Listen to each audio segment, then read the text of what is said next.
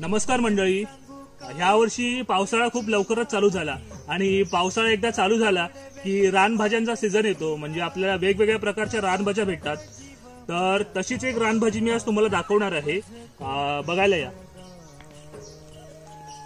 ही बघा,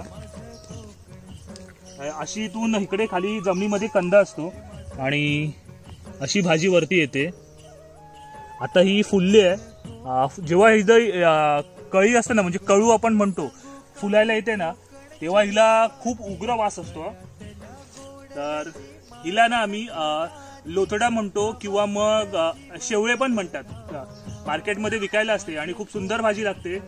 तर तुमच्याकडे काही वेगळं नाव असेल ना तर कमेंटमध्ये नक्की सांगा आणि ही भाजी तुम्ही पाहिले का ते सुद्धा सांगा.